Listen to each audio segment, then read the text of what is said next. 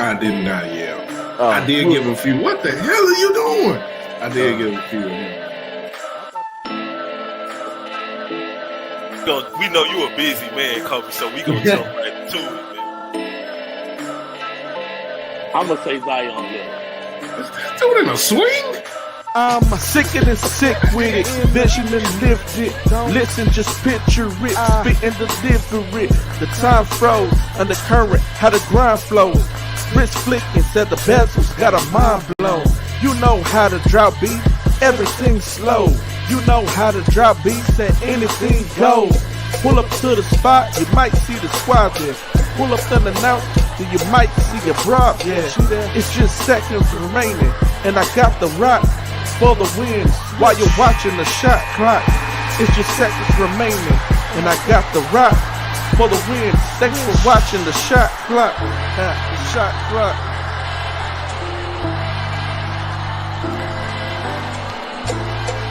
You catch the shot clock every Sunday from 7 p.m.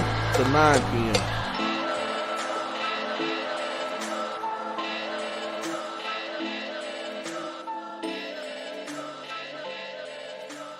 We never getting that $1 million.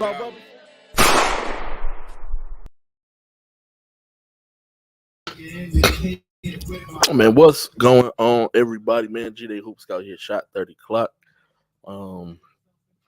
We live, we back, episode 22. Had to come back because we wasn't able to do 5A and 4A on yesterday as far as UIL basketball, and just the outlook of districts standings as of Sunday. I had them done, but I didn't have time to put them up.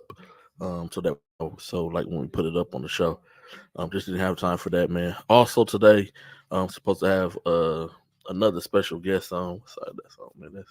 That's just a great piece of beer, man. Just getting old, man. Supposed to have another guest on today as well around the 7:30 mark.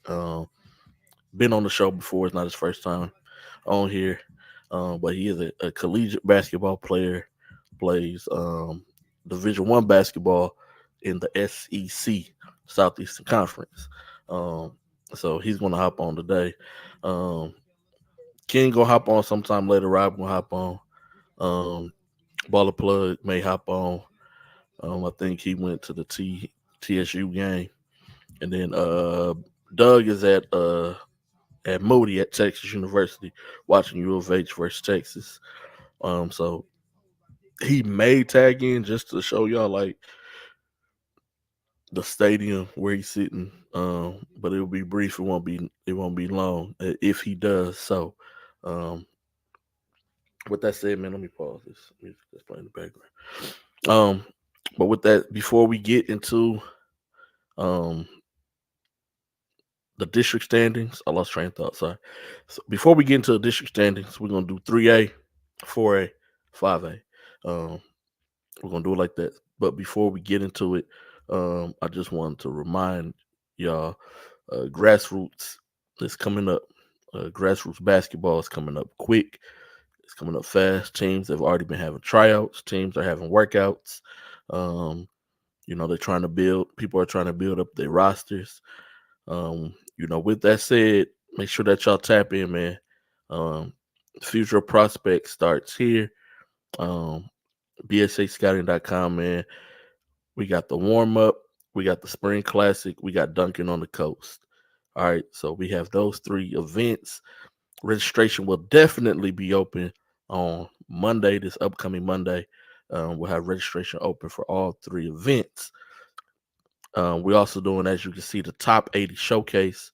That's for individual players. That'll be right before the TABC Live. We'll go further into detail in what that truly is once May rolls around. And we'll talk more so about the Top 80. Shot Clock Invitational. I'm going to talk about that next episode. So on next Sunday, I'm going to talk about the Shot Clock Invitational. That is us, the Shot30Clock. We're going to do an invitational. The top 16, 17U, and the top 16U teams. It's going to be an iron sharpen iron event. Everybody's going to play one game. We're gonna run a shot clock. They're gonna play 4 quarters, and it's gonna be just to get guys prepared before the live event. Um, we're gonna encourage like no hard fouls, all that kind of stuff. We want teams to go in healthy into their live periods because we want teams to come back and with some type of hardware. It's been a long time since anybody has won any whatever circuit that they're participating on. Even if it's an independent circuit and not a shoe circuit, or even if they're on like the second tier of a shoe circuit where they still are paying to play. Um, it's been a while since somebody has actually won it and brought back just the crown. Not you don't play necessarily 15, 16, and 17 you to win tournaments per se, but it does feel good when you come back and you repping as the champion of whatever circuit that you were a part of. Prospect Expo in September, preseason jam 5th year in September as well, man. Unicorn warm up, that's a girls event. We've done it before. We're gonna bring it back. Bring it back to Unicorn warm up. We just haven't found a date yet. That works, but we will here shortly. And then the holiday hoopla, that will be Scholastic event. We'll have more news coming for you guys on that. The show before state. So the show before state, I'll reveal a couple of out of state teams that has locked in already. A couple of teams from outside of the state of Texas. And so we'll talk about what we're gonna do there. So yeah, man, make sure y'all tap in with us, man. What's going on, Quita, man? Make sure y'all tap in with us, definitely. We got some events going on. We're gonna try to run them right, professional, as we do with preseason jam, and as we do with the Prospect Expo as well. Just kind of get it out, get some things out there going, man, for teams, for people, and for people to people are starting to put the faces with the name Ball So Hard, even though been here since 2017. But it's good to grow things organically and not try to rush and be over the top. So just glad that everything's been growing organically, just natural, nothing forced, not trying to stuff down people's throat. Things just been growing organically, man, and appreciative of that, man. We got Coach D King, man. What's going on, my guy? What's the deal? Oh, nothing much, man. Just talking some little grassroots basketball.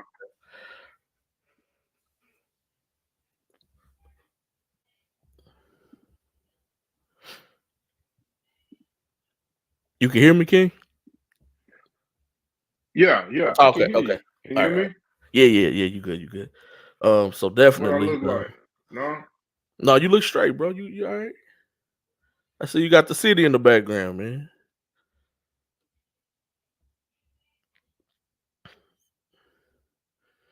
You got the city in the background, but yeah. So y'all definitely tap in. Once again, March 29th to 30th. That's the warm up showcase games only. Spring Classic, April 12th through April 14th. Once again, showcase games only, and then this will be tournament style, dunking on the coast. This will be Memorial Day weekend. This one will actually be tournament style, no showcase. Just gonna get straight to it, straight bracket play from the gate. Like ain't no playing, ain't like no pools, nothing like that. So make sure y'all tap in, man. King, what's the word, man? How you feeling today? What's up, man? Man, I'm good, man. Oh, you ain't shared the show on your Twitter, man. I'm about to do it now, man. Oh, my bad. I'm about to do it now. I'm a little late to the party, man. No, you good. We ain't done nothing yet, man. Stuff. Yeah, I was trying to handle some stuff, man. My bad. No, you good, brother. You good, man. Special Monday edition, Yeah. Yeah, man. We've been doing good. Numbers been doing good, man.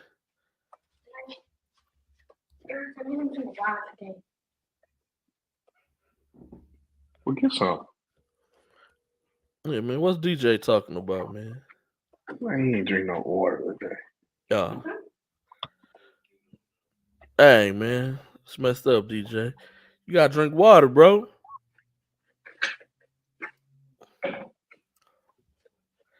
You gotta drink some water, man. So before we bring our guest on, man, I'm gonna go ahead and knock out this 3A basketball, man.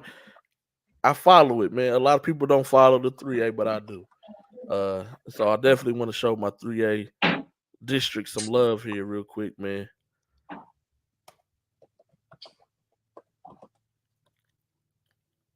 So 3A Region 3, District 22, man. Kuntz has been having a heck of a season. Shout out to Mason Donald. Shout out to Zach Sales. Those guys have been hooping. 9-0 in District, 26-4 on the year. Orangeville got Jaden Go Scales over there. They're saying 26-4 as well. The only loss has been the Kuntz so far. Anahuac is playing well in district play. East Chambers is normally always like top 5 in the state for 3A for like the past 6 years. This season is more of a down year for them. But they're still in the playoff race as of right now. You got Buna sitting right there on the outside. Kirbyville, Hardin, and Warren. I think those 4 stay. I don't think they change. I think Kuntz, Orangefield, Anahuac, and East Chambers. I think those 4 will be the lock as far as the playoff teams that represent District 22 out of 3A.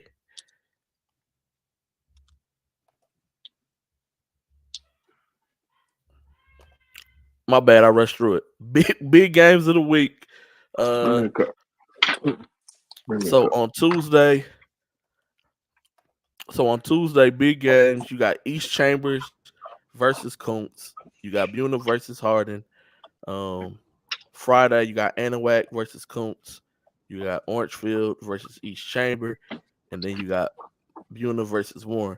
East Chamber got 2 big games. Kuntz and Orangefield, the team sitting at 1-2 this week. That could potentially put them at 5-6. And then Buna gets Hardin and Warren, both teams who are at the bottom. And so that could put them at 6-5. So when we come back next week, we could see a flip-flop with East Chambers and Buna at 4th and 5th. But I still feel that East Chamber is going to take the 4th spot in this district. East Chambers. Yeah. Yes, sir. I've been out there before. Running Buccaneers. Go Bucks. Go Bucks. Yeah. District 23, Shepherd is leading the way in this district, followed by Crockett. That's Cold Spring, Oakhurst. That's a long name, couldn't fit it all. On Alaska, Tarkington, New Waverly, Trinity, and Anderson, Shiro, the Fighting Owls. I like the name of that mascot, man. The Fighting Owls, Anderson Shiro. I think Tarkington is going to get in as the 4th team. I think Tarkington is going to overtake on Alaska and secure that 4th place spot in District 23, 3A Region 3. Big games of the week. You got on Alaska at Tarkington. So right out the gate Tuesday. I think that game's going to decide it right there. Because if Tarkington on Alaska, that's on Alaska, my brother. Dang, man, that's crazy. Yeah, that's crazy. I ain't never heard of that one. I ain't gonna lie to you. If Tarkington wins, they go 2-0 in that matchup. So I think Tarkington's going to win that game and will end up taking that 4th spot. I don't see 1, 2, and 3 changing. Maybe positions possible. You could see maybe like a Crockett or Cold Spring, Oakhurst be the number 1 team. Cold Spring always playoff team every year. They're always really good. Always 1 or 2 in the district as well. So on Alaska, Tarkington on Tuesday.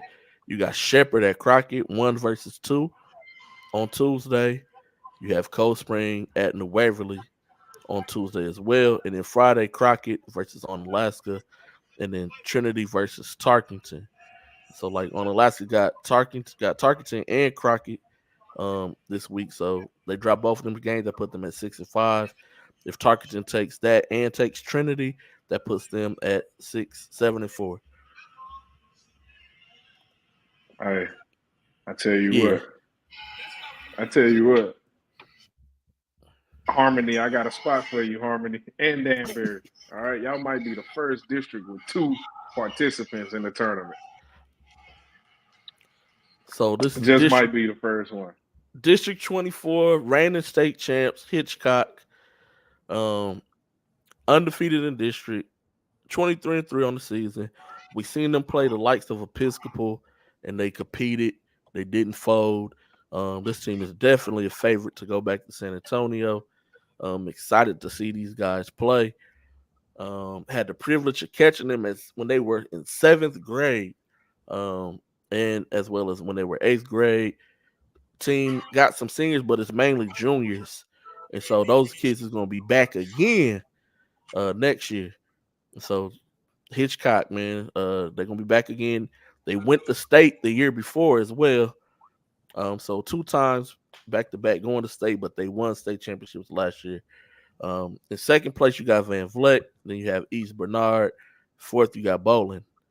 5th is Hempstead. 6th is Brazos. And then Danbury in Harmony School of Discovery in Houston, sitting at 0-9. They didn't even play a non-district schedule. Oh, that's one of the Harmony schools? Yeah. Oh nah, y'all can't come. Y'all can't get invited to the thing, bro. I'm sorry. I thought, my bad. No disrespect. So interesting here, you got Bowling, Hempstead, and Brazos all sitting at 4-5. So these last 5 games is going to be big to see who takes that 4th spot. I feel East Chamber, Van Vleck, Hitchcock are going to be locks as far as 1, 2, and 3. But who's going to take that 4th spot? It's going to be interesting. You have big games of the week Tuesday. Bowling gets a pretty easy game with Harmony. Danbury versus Hempstead. East Bernard versus Brazos. Van Vleck at Hitchcock. So 1 versus 2. And then on Friday, Bowling at Van Vleck. And then Brazos at Hempstead. So just this week alone is going to be a big shape up within this district. Mm-hmm. So it looks good, man. I think that Hitchcock is going to repeat though. Like I don't think it's too close in that 3A. They definitely gonna repeat. Oh, yeah, I'm with you, man.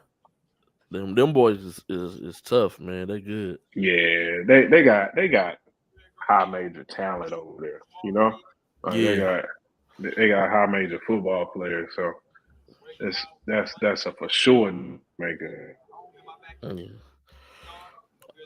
3A, last 3A. This is out of Region 4 though, District 25.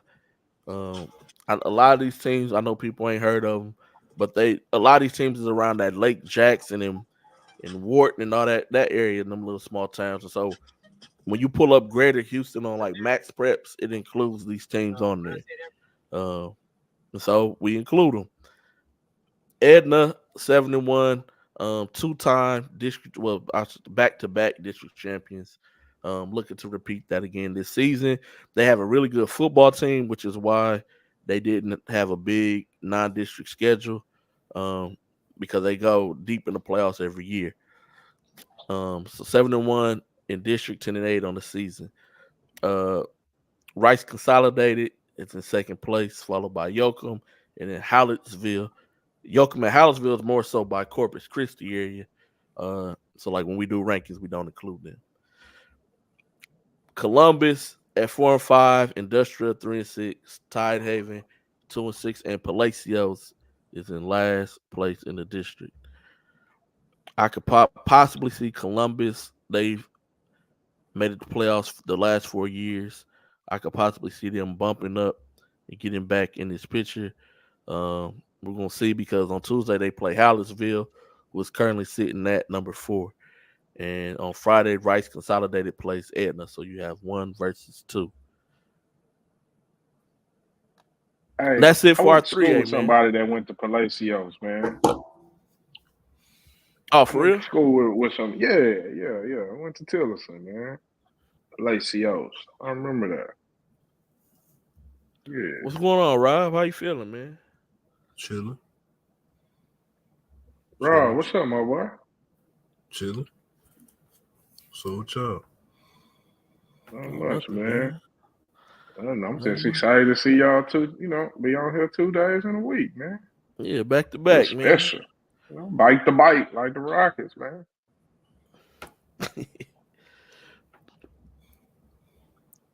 Let's run through this 4A real quick before our guest arrives.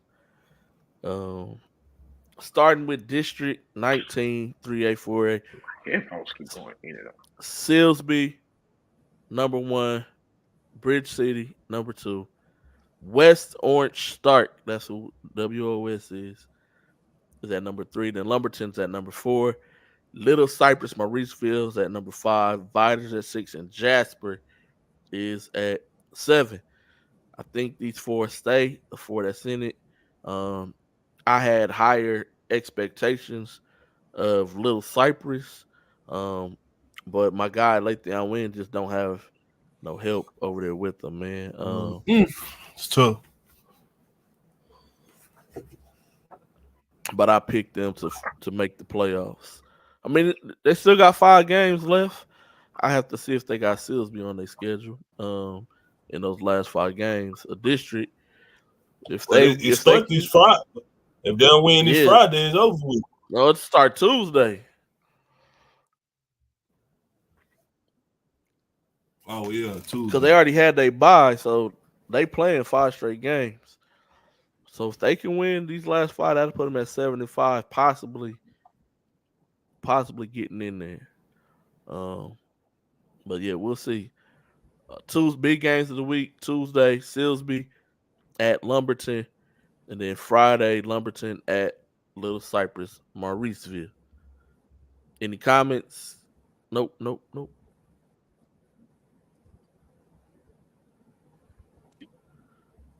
Not for me, man. My headphones, bro. I don't know what's going on. It's crazy. Y'all keep chopping up. Moving on to District 20, Hampshire Fournette sitting in first place. Huffman Hargrave sitting in second. They split on the year. So it'll be interesting to see if they both finish with 1 loss in district play. Because I don't know. I just suppose I would play the game for that first place spot. Instead of flipping the coin. Man, bless you, D King, man. I thought I was muted, man. My bad. You are muted, but I can see everybody's screen at the bottom. Oh man, you didn't have to blast me like that. Oh, my bad, man. I just wanted to say bless you, my brother. Livingston's at number 3 and Splendor's at number 4. Hardin Jefferson's at number 5, Liberty's at number 6, and West Fork, this is their first year of varsity. That's the newest New Caney ISD school. So they've only been around for 3 years. This is their first year of varsity. Next year, they get bumped up from 4A to 5A. So we'll see what they do next year as well. For me, Hardin Jefferson, I think they still going to make it in. I think that they're going to find a way to climb back in this top 4 and make the playoffs. I got something special for West Fork, man. Check y'all mailbox. Something for them boys. Just check your mail. Moving on, District 21, man. This is the HISD district of 4A. You got Booker T at number 1, Mickey Leland number 2, Wheatley at number 3, Yates at number 4, Fur at number 5, Worthing at 6, Cashmere 7, Northwest 8, Scarborough number 9. I thought Worthing was going to have a better season. They're scrappy. They be in games. They just can't finish them. They can never close out that fourth quarter. All right, this district is rough at the bottom, man. It is rough. Have we seen a district with 4 below 500 teams? yet? No, I think this is the first. Dang, man. That's tough, bro. That's tough. But they gonna feel that. They gonna feel that GIT tournament. Ugh. That's all right though. I think man, I don't know. I want to say these four stay, but with Yates, I don't know, man. Yeah, that is true. It is 9 teams in this district, though. Most districts have 8, right? Yeah. Or 10. Do we have a 10 team? No, we don't have a 10 No, team no, district. 9 It's is the just 8. most. Yeah. 9 is the most. Okay. Yep. Yeah. So they do have an odd number, but I don't think it still make a difference though. Now, Big, can Scarborough get a dub G-Day in district? Can not they in beat district Cashmere street. or No, North sir. Forest? No. No. No, they just lost to Kashmir 75-17. To who? Kashmir. They lost 75 to who? To what? 17. Sweet Christmas. That's crazy. Whoever the coach of Cashmere is, find me, man. I meet me at St. Arnold's Brewery. I got a buzz for you, buddy. I got a beverage for you. You need it. Goodness gracious. They don't play enough out of district games, man. They don't? Do they need to? I mean, look at Worthing. Worthing played 17 games. 12 of them was district games. I mean, I'm sorry. 16 games. Yeah, 16. 12 of them was district games. Maybe they don't have enough numbers like during their first semester, with football and stuff, maybe, huh? What you think? I mean, that's possible. It's possible. That's true. Yeah. I never thought about that. Because I know a lot of those HISD football teams only have like 25 people on them, bro. 30 people, Friday gonna be packed with games. Mickey Leland playing Washington. Yeah, the big games of the week. Booker T versus Fur on Wednesday. Mickey Leland versus Booker T on Friday, and then you got Fur versus Worthing on Saturday. So Fur got to come with it. Booker T is a tall task. But they got a couple of games left, man. They got to make sure that they take care of business. We're gonna stop right there, man. When we come back, we'll finish wrapping up Region 4 of 4A, District 25 and District 26, and then we'll go through 5A, man. We got a special guest. He's a friend of the show, man. He's been on here before. Friend of the show. Yeah, man. He's been on here before, man. None other than the big guard with the dogs, man. Hey, this is my guy, man. Had the privilege of filming him. His mama pulled me to the side and was like, "Hey, I need you to come film my baby." He was playing with R9, and like I was about to leave. She like, come. She's like, right now. She's like, just trust me. And I was like, all right. I was like, oh, this boy cold, man. This boy nice. Ever since then, love this game, man. Hit up Coach Jones a couple of times. Coach Jones was the first coach who gave me media credentials just to come into the gym. At George, this one's at George Ranch, man. So this kid holds a special place in my heart, man. Glad to have him back, man. We finna cue it up. We finna get at it.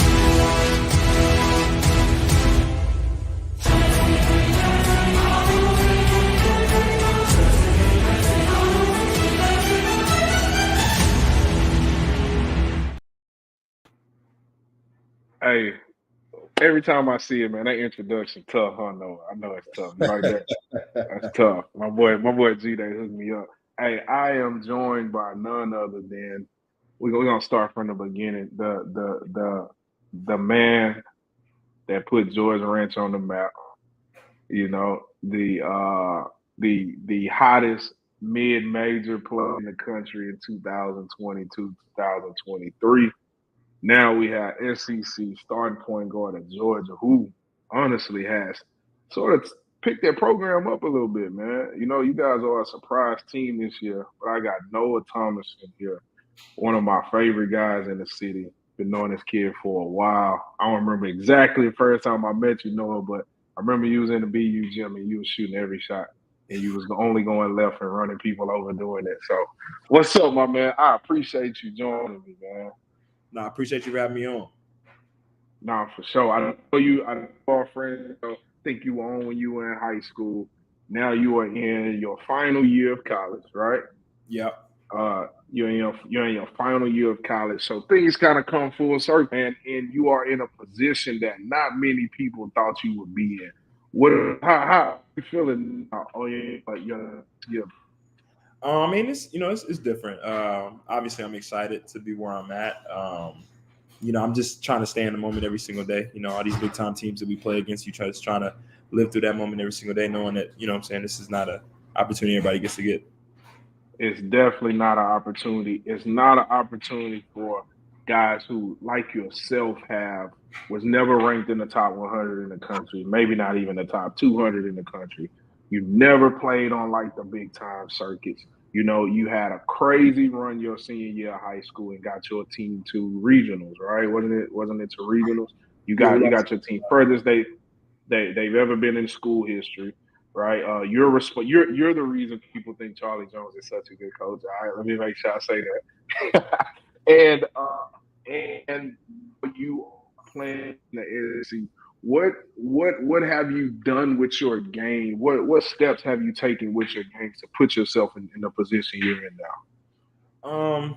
Just try to get better on the defensive end. I've always known that I could, put the ball in the hole, and I was a really good offensive player, but I knew I needed to improve on the defensive end to expand my game even more.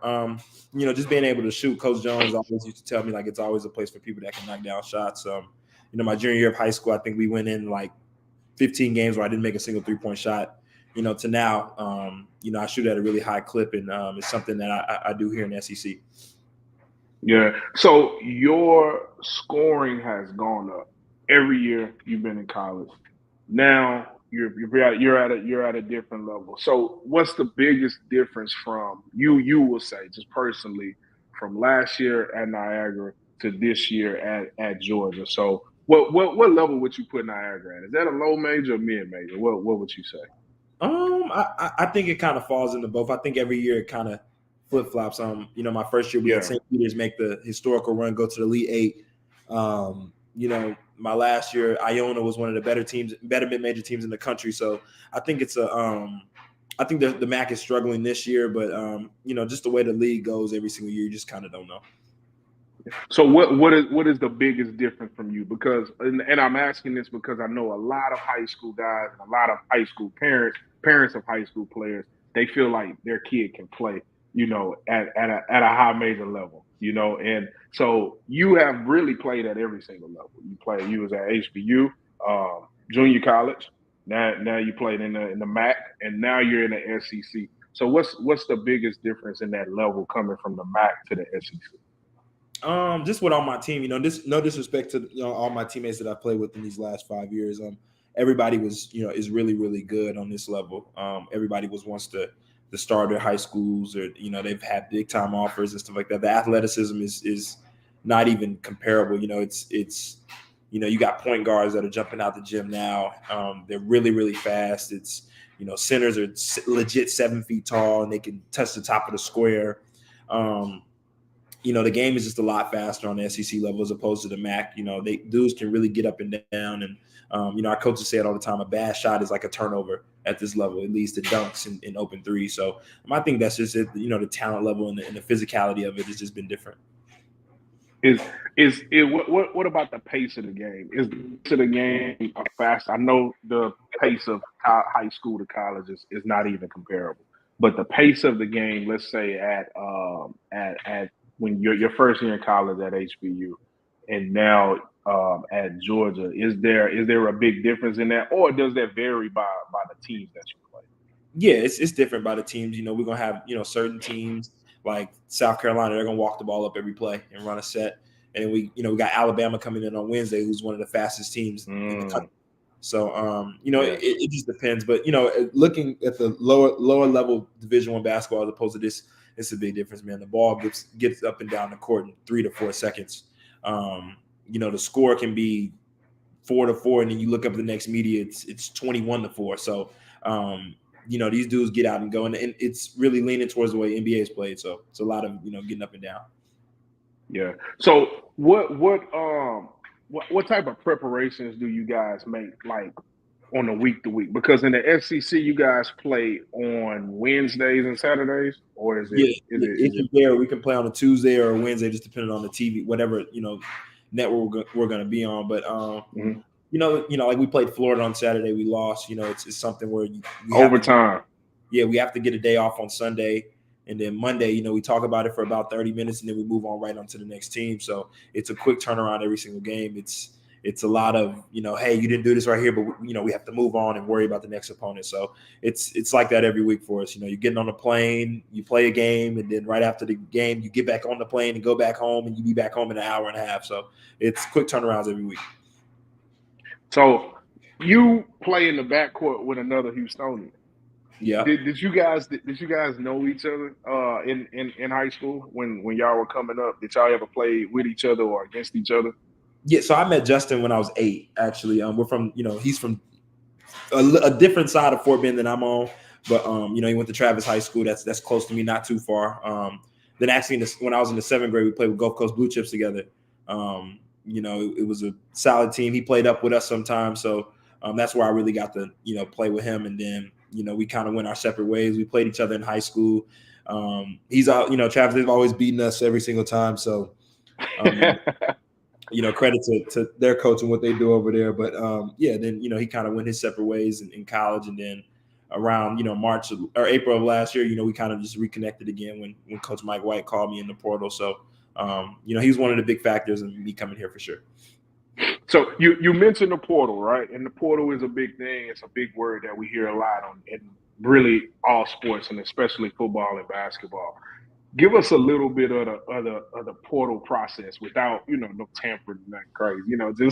Just give us a little bit of the portal process. How does that work? When did you decide you were going to get into the portal? What was the communication like recruitment wise? Because UGA wasn't just the only school that approached you, right? That offered you, right?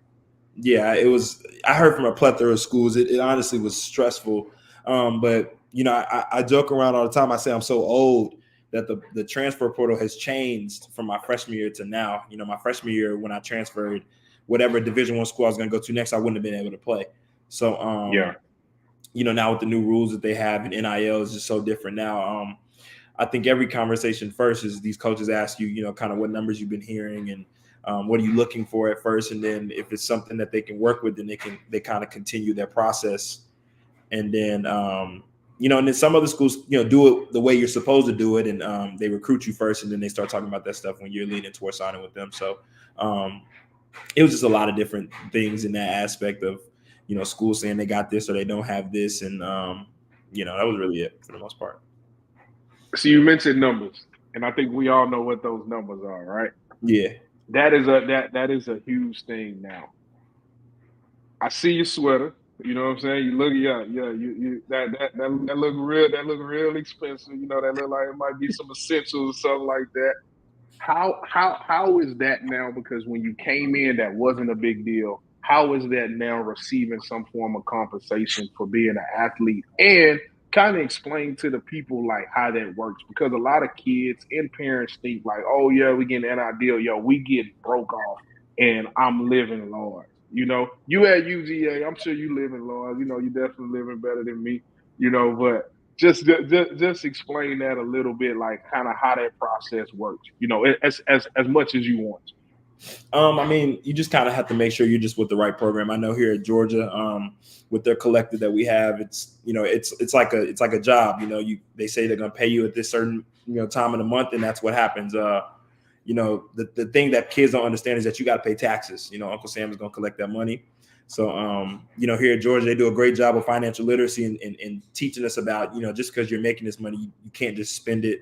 Let's do something to help you save this money, so you can stretch it a lot longer. So, my mom is very smart and she's gonna do it her way. So it's something where like she kind of manages it and she's like, we're gonna put it in this. And I'm like, okay, mom, I know you're good with money, so hey, this is what you do. But you just have to be careful in this business because these coaches will tell you a certain number and then you'll get there and it's not what it is.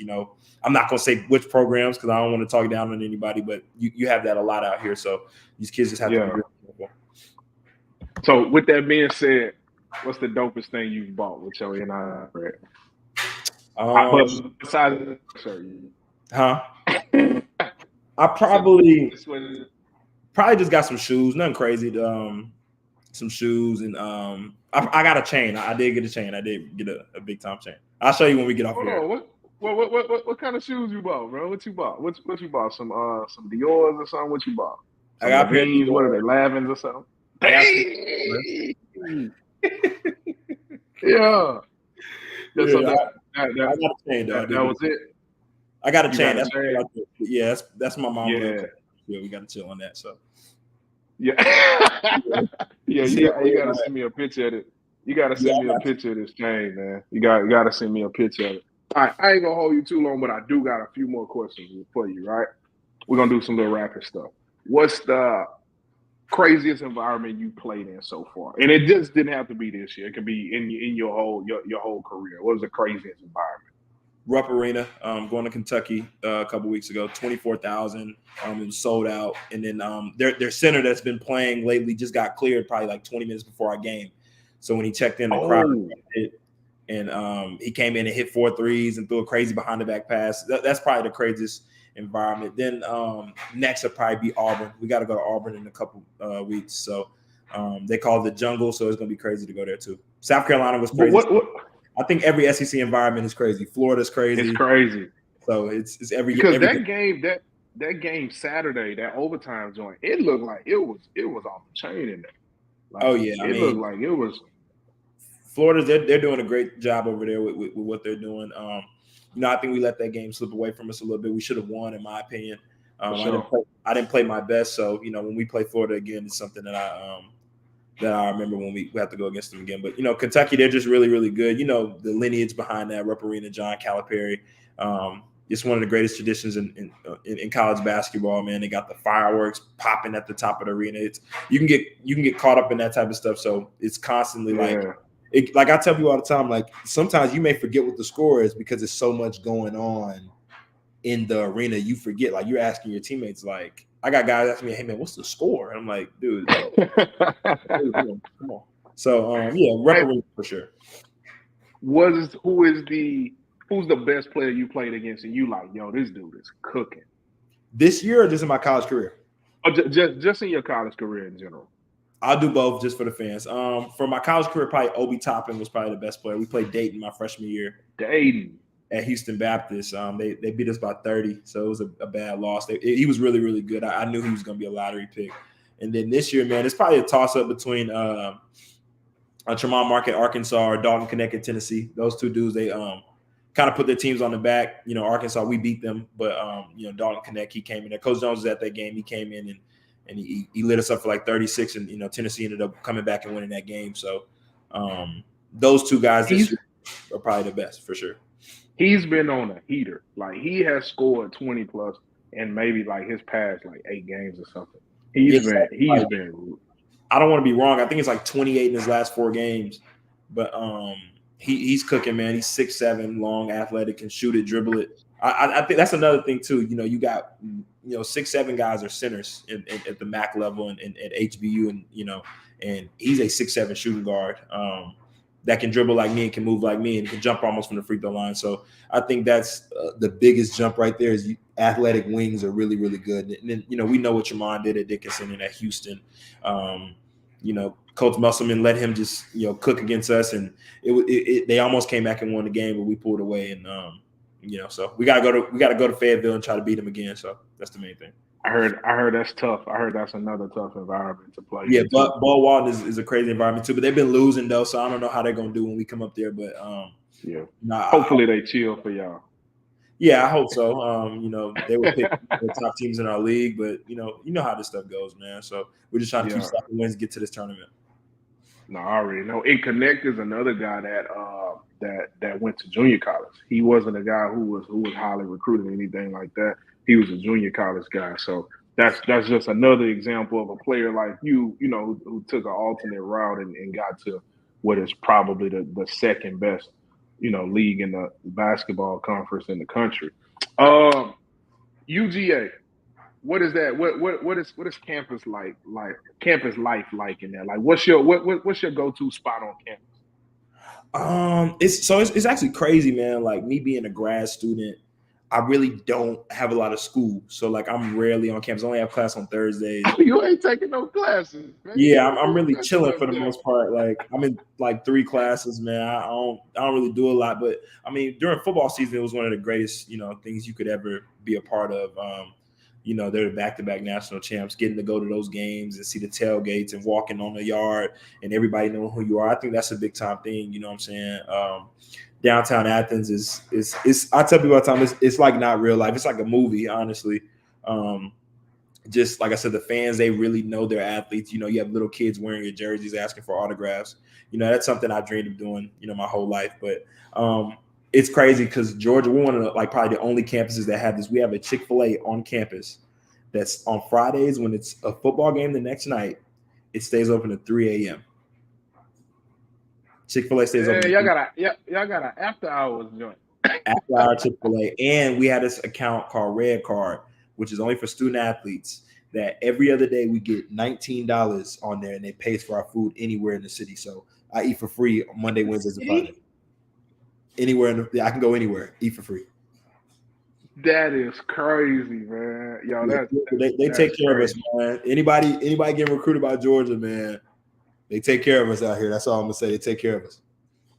A kid that Asa Newell is a kid that I got to know this summer, working with Next Pro, and he's going to Georgia. His brother's there now, right? Yeah, so you know, he took multiple visits when I was here, so I got to meet him and his family. You know, he's a really talented dude. I wish we had him this year, honestly. They're gonna be loaded, you know, in the future, and they even got Dominique Wilkinson to commit to Georgia. So you know, Mike White and company, they're doing their thing, man. I'm excited for it. I'm glad to be a part of it and be the start of this trend that we're heading into. No, man. No, I appreciate it, man. Oh, last week, everybody listening. What's on your app? Is it your Spotify? What's on there pregame, postgame when you hop into your Bentley truck that you bought with your, you know, what you listening to, bro? Nah, I'm in the Chrysler, man. I ain't getting no Bentley truck, mom. But shoot, before game, I'm a very chill guy, so it'll probably be like some old school R&B or something like that. You know, let's go, man. I'm old soul, man. I'm my coaches say it all the time, man. They can tell I got older parents, and you know, I come in the locker room and dudes be thinking I got on Lil Baby or Gunna. I'm playing Jaheim or something, man. Like it could be anything, honestly. I'm real laid back. I'm chill all the time. Hey, man, I like that. I'm an R&B dude myself. I was listening to Sade in the car with my kids on the way to work this morning. You know, I love me some R&B, a little country music here and there, but you know, I still like to get ratchet, man. You know me, man. I like to get a little ratchet here and there. So I appreciate it, Noah, man. The city is proud of you. You've done a great job. You've always been a great young man. Ever since, again, I knew you was driving strong left, running people over at BU practices, and Rossi was you was Rossi's favorite player for whatever reason. But we proud of you, man. I appreciate you coming on here, man. Best of luck the rest of the way. I know you guys are sitting at 6th in the SEC right now. How many teams make y'all tournament? Does everybody make the SEC tournament? Everybody's gonna make it. We trying to get top 4 so we can get a double bye. You know, we got 2 quad 1 games coming up on Wednesday versus Alabama and South Carolina.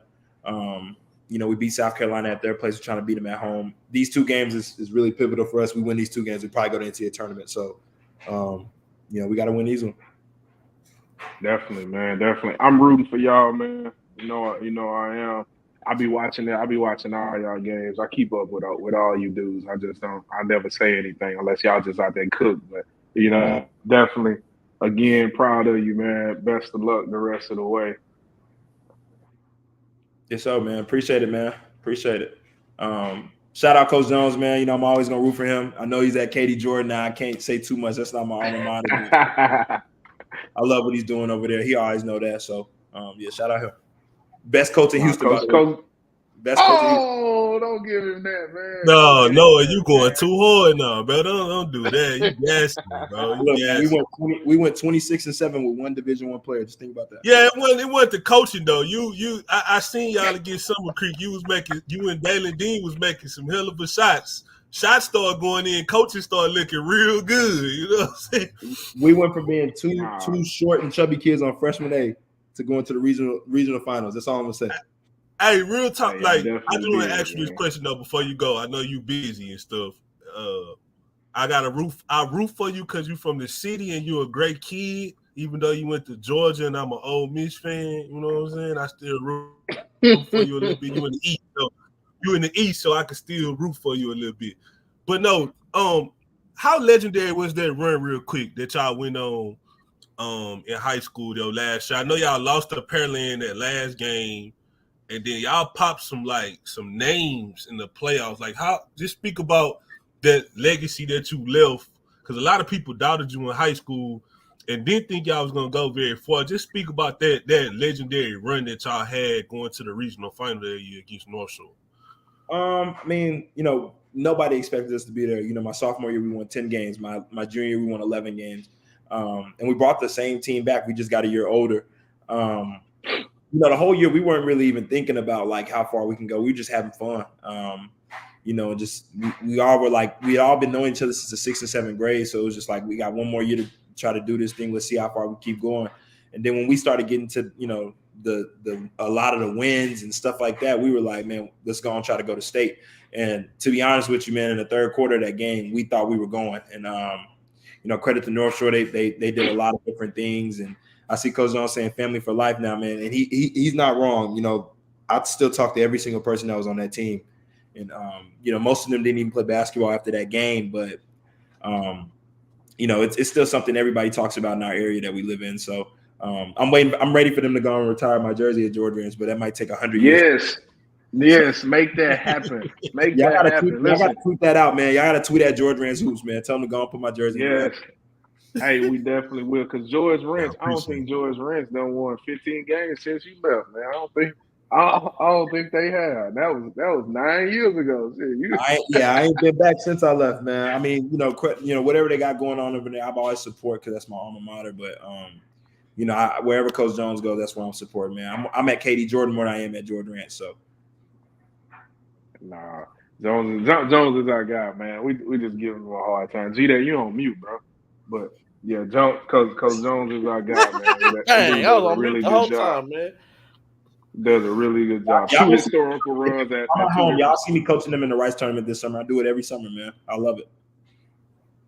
Yes, sir. That's what's up. So after college basketball, will you go to coaching or? No, I'm gonna play until I can't play no more. I'm trying to get to that 3-letter league, man. I know I got you, man. National Basketball Association. You know, my mama call it "Never Broke Again" league. That's what she called it. Mm-hmm. Hey, don't let these young dudes hear you say that. They gonna think that's NBA YoungBoy league. You know, that's all they. That's all they think and talk about is that dude, man.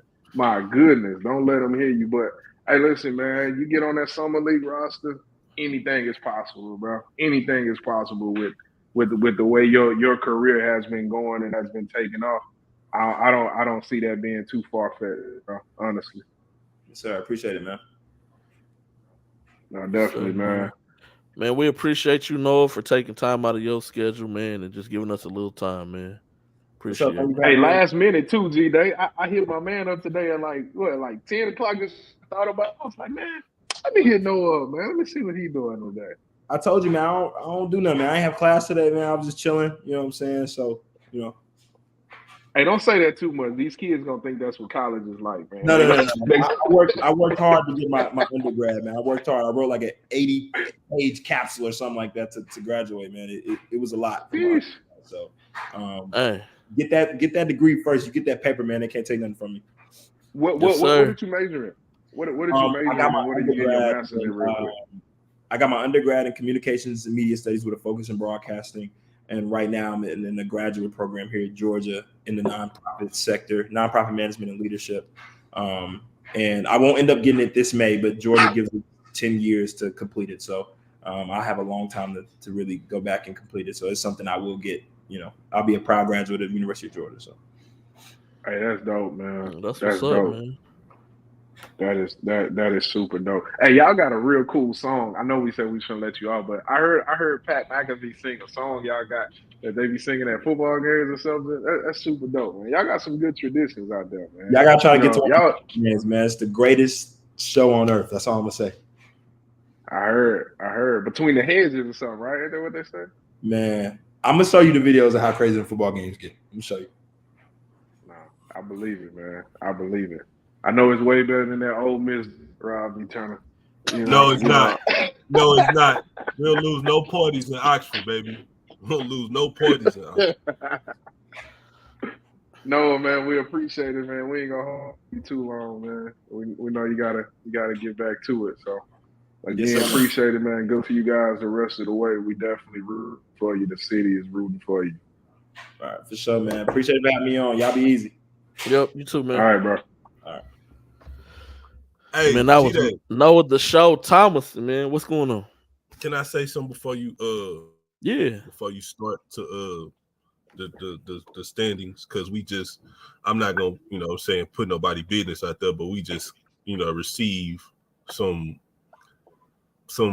text messages that we kind of knew about, things with this person, but like didn't know, I just want to give a PSA, man, to all the kids, because we laugh and we joke, but what people don't realize is this show is made up of 5 successful independent contractors, right? African American independent contractors, and like we've built things from the ground up, right? Like D King has a legacy that he can leave his son. Gary has a legacy that he can leave his son. Doug's family can be proud of the things that he's done. You have a legacy that you can leave your daughter and your son. I have one that you know what I'm saying? We young, we working on that. Man, it's cool. It's cool to be regular, right? Kids, young men, right? It's cool to be regular. It's cool to go to work, right? G-Day go to work every day. I go to work every day. It's cool to get a paycheck. You don't have to be and I'm not, you don't have to be a scammer, right? You don't have to be a jacker. You don't have to be a robber, whatever you want to say, a dope boy, whatever. It's cool to go to work and make slow money and not go to jail, right? All that I'm finna get rich quick scheme and fast money and I'm finna hit licks and all that. Man, leave that shit where it's at, man. It's disheartening, bro. And it continues to happen year after year after year. It's disheartening to see kids, talented kids, right, go down the path of stupidness. Because that's all it is, bro. It's stupid. Because when you in that jail cell and you by yourself, ain't none of them naysayers about to come bail you out. It's about to be your mama putting the house up, your granny putting the house up, your girlfriend trying to go sell everything she got, your sister, your little brothers. This is like the 4th or 5th time I've received news like this in the last 4 or 5. And Doug always tell me, Rob, you care too much. I'm supposed to care because a lot of these kids look like me, right? So I feel it's like my purpose to care.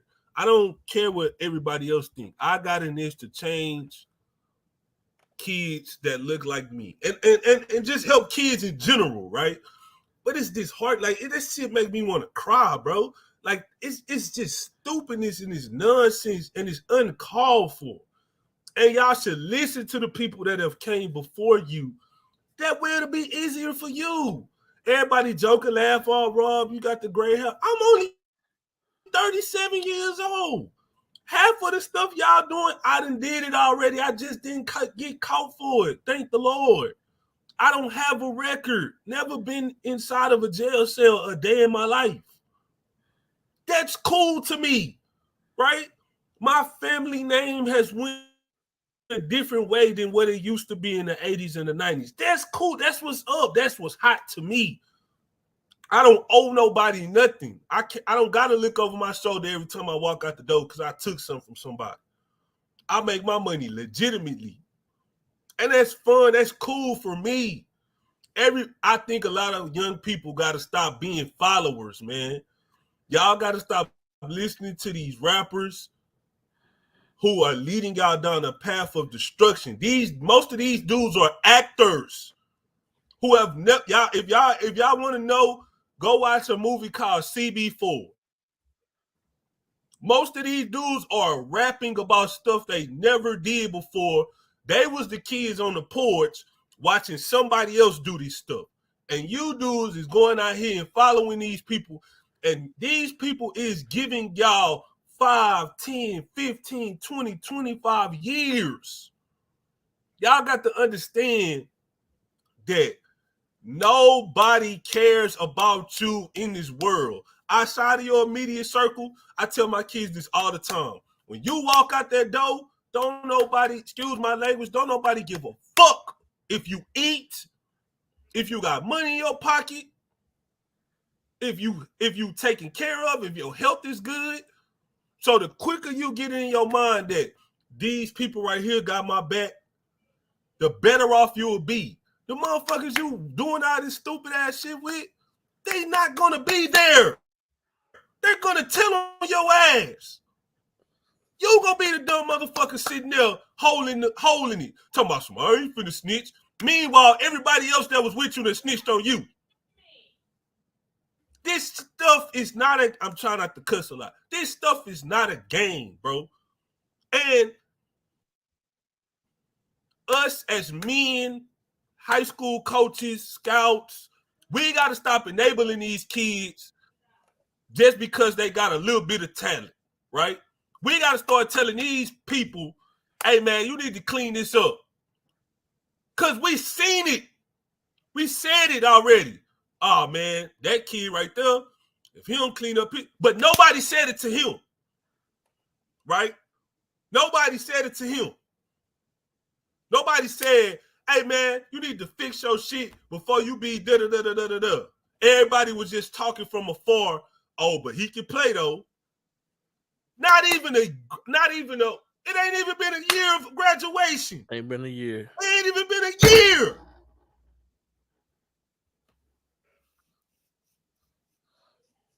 Where's all the people that was there when he was dunking the basketball? Dunking. Where all the people Talk about it, Rob. When he was hitting threes? Ain't none of them finna come get him out. Everybody just gonna be talking from afar. Man, I told you, blah, blah, blah, blah, and right on to the next. But when we say something, we hating. We hating. D King say something he hate. I say something we hate. G-Day say something he hate. G-Day say, oh, man, they just hating on me. They don't want to see me be successful. I don't have to talk to you. I got 4 kids. I take time away from my kids to come see you.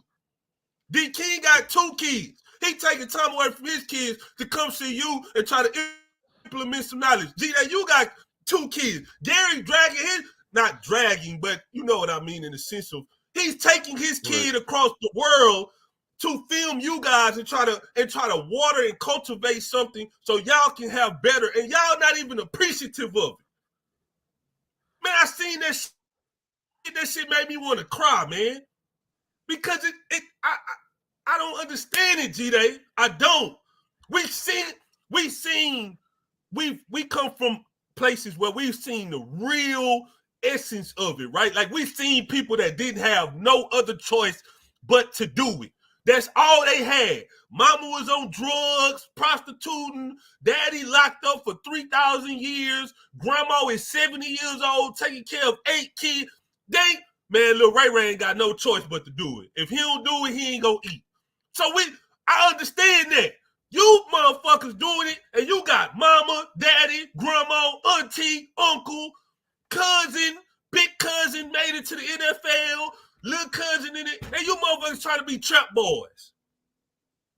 Stealing catalytic converters riding around with weed in your car, sipping lean, with your pants down under your ass crack, thinking that shit is cool. Any girl that's with you while you doing this dumbass shit ain't a girl to have. You need to distance yourself away from her. You should be with somebody that should be uplifting to you and wanting you to change. But you motherfuckers out here chasing a chain and a 300, thinking it's a Bentley, right? So you can be cool, or not a 300, the new thing. I gotta give me a scat pack. You motherfuckers chasing scat packs and shit, thinking that it's cool. Meanwhile, the last segment, right? We just had an African-American young man that's going to graduate from a prestigious SEC university. That's cool to me. That's hot to me. That's what's up. I love to see shit like that. Just because you play basketball, that shit is like this much of your life, bro. That's it. This much of your life. And that shit gonna go by so fast. Then you're going to be, who are you away from the game, right? Because the game can't save you. Because even if you make it to the NBA and get a whole bunch of money, it's just going to accentuate the person that you already are. That's it. You have to ask yourself that. What am I going to do after this? How am I going to be when I don't have this shit no more? And I feel sorry for everybody involved in that situation. Because that shit shouldn't have happened. The same thing with the other person. That shit shouldn't have happened. We got to do better as a community of grabbing and holding on and putting our arms around these kids and not just looking at them as dollar signs. I understand motherfuckers want to get paid for what they do. I want to get paid for what I do. But I care. This shit hurts. That could be my child. I'm done. No, you right on the money, man. We've talked to not just that kid, but to the other kid as well. And just even this past Tuesday at the Barbers Hill game, like after the game, I talked to a kid about some non-basketball stuff because he was tripping, interrupted his parents, everything. And told them all that stuff that they saying, that's bullshit in front of his parents. You got to get it together. You got to change. It's some changes you got to make.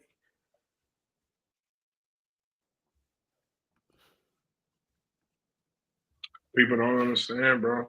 The crazy part is that same individual was allowed to just do whatever. Yep, do whatever he wanted. Yes. For many years. And I mean, for instance, Noah, I never coached Noah not one time. But I knew him when he was young, always kept communication with him, always hit him up. You know, a lot of times just to see, see how you doing, see what's up, you play good, shout him out, hey man, that was a good game. Same thing, Miller Cop. I'm gonna try to get Miller on here as well. I seen Miller when I went to OKC for the Thunder game. We hung out for like an hour, 2 hours after the game, just chopping it up, seeing how everything's going, just talking about life and different stuff like that. But to be honest with you, a lot of these basketball dudes, they don't give a fuck about these kids, bro. Outside of them winning them a plastic trophy and them being able to tweet about, like what them playing for their program and this and that, them wins don't mean shit. Them wins you get, they mean nothing. We send kids to school knowing damn well they're not going to finish there, not going to complete there. We get kids fake offers, give them a false sense of reality and a false sense of accomplishment. And that shit don't do nothing for them dudes, bro. And we gotta be way more honest with them, and we gotta be honest with ourselves, bro. We gotta stop living through these kids. Yo, I was never a high major basketball player. Shit, I low key really probably I don't even think I was that damn good. But it's like, yo, I understood the difference between, like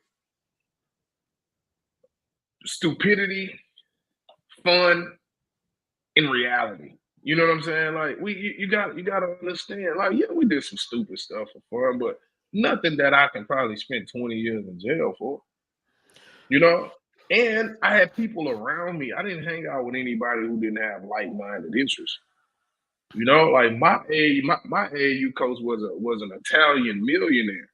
You know, who put us in really good positions and showed us different sides of life. You know, my AAU coach wasn't out here trying to like be my homie and all that other stuff. You know, like I'm cool with all my players. Anybody I've ever coached, I'm cool with. But I've never once tried to like be their friend. You know, like I'm not. And if I've ever seen them do some stupid stuff, say some stupid, Divine Ugo, we're gonna use him for example. He does great. That's my dude, and we all know Divine. You know, and a few years ago, he had an instance. Say, "Yo, hey, bro, you gotta get your shit together." Like, yo, that's some bullshit, you know. And he's matured so much in the past 2 years. Like, it's crazy just in conversation and just talking with him. But like, how many dudes how many dudes are really going to hold a kid accountable, and you know, without the fear of them, that kid not playing with them anymore, that kid not thinking they're cool or anything like that. You know, like that just ain't it, man. Like that just ain't it. We got to stop trying to be these kids' friends, you know, and trying to be so cool and all that. Listen, I'm corny. I'm lame. I ain't listening to Quando Rondo and 0734 Vato and all that. I ain't listening. That ain't me. I don't want to listen to young boy. He holler too much. I just want you to play really good basketball, be a good person, and be better than I've ever been in life. And I think that's what we need. Like a lot of kids have been failed, bro, by the adults and by their coaches and programs and stuff. Like a lot of kids have been failed, and that's really unfair, especially with a lot of them being, you know, black. A lot of these coaches being black men. Like we got to do a little better. That's all I got for that. Show was going great. Then we got this bullshit news, man. God damn it. It was. One day I'm gonna tell my story to the for everybody. Like this is it's gonna be some real.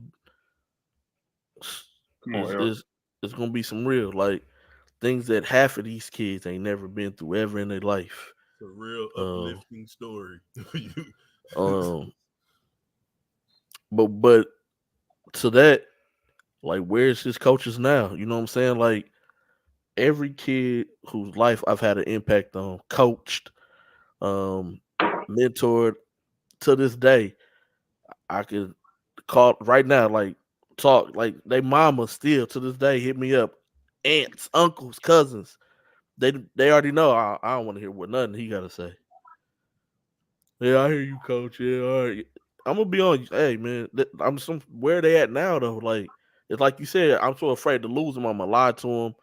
But then the moment he graduates high school, it's just on to the next. I don't keep no communication. Or what you doing? What you got going on? No, you ain't got to do that, man. Look, I'm gonna help you find a job. I'm gonna help you do this. I'm gonna help you do that. Like where those guys at? Where they at? But when we try to talk to them, oh man, nah, man, come on, man, you.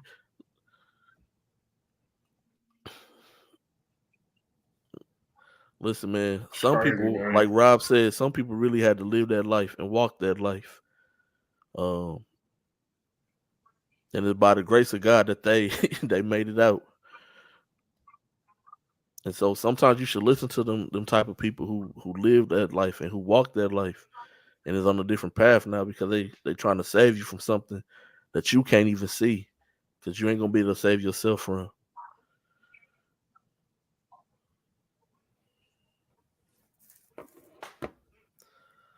Man, I need some music or something, man. Dang.